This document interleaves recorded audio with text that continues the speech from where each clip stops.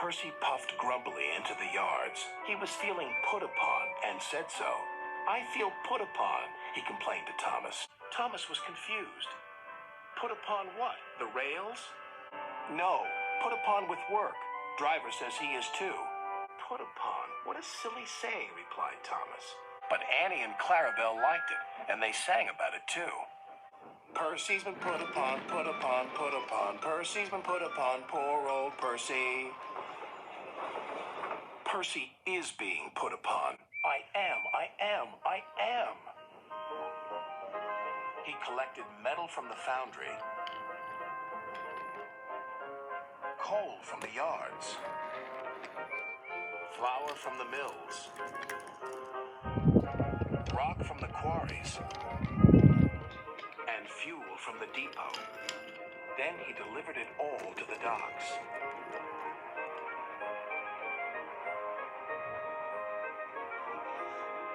Next, he collected some empty freight cars.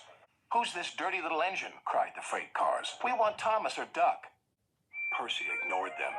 Put upon, that's what I am. That night, all the engines laughed at him. "We can see what's been put upon you," said Thomas. "Silence," said Sir Topham Hatt. "Percy, you've done a good day's work. Now get a good night's rest." "Yes, sir. Thank you, sir." Next morning, he took some freight cars to the coal yards. Then he had to push empty freight cars to the mine shaft. When he arrived, there was trouble. The foreman spoke to his driver. "The freight cars are stuck on the mechanism. All they need is a good push." "We'll do it right away." Percy shunted back to where a large canvas barrier was used to protect his line from loose rocks. Percy charged at the line of freight cars too fast and too hard. "Oh no!" gasped Percy. The freight cars broke free, but ran out of control to the mines below. On! Faster, faster!" the silly freight cars yelled.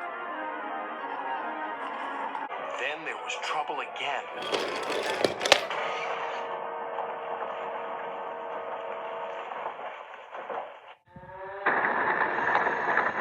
"Get out of here fast! The mine's collapsing!"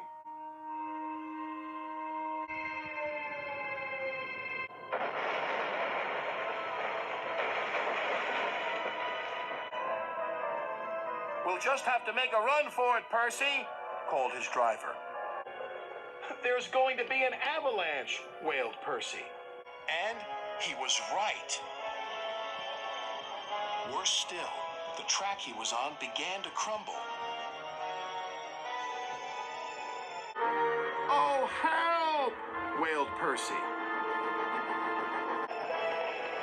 Then he remembered something he had seen earlier. "There's a canvas barrier by the track. That might save us." They were just in time.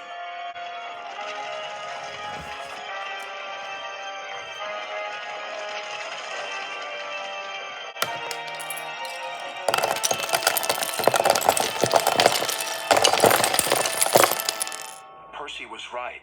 The canvas did indeed save them, but the miners didn't know that. "The avalanche has buried an engine and its crew," shouted the foreman. "We must help them." When Percy had been rescued, Sir Topham Hatt spoke to his driver and fireman, then to Percy. "Driver told me how brave you were, Percy. As a reward, you will be repainted at the works." "Oh, thank you, sir." When he returned, Percy's coat glistened in the sun. "I'm sorry we teased you, Percy," said Thomas. "You were certainly put upon by that avalanche." "Yes, indeed. But just look at my new coat of paint. Now, I don't mind that being put upon me."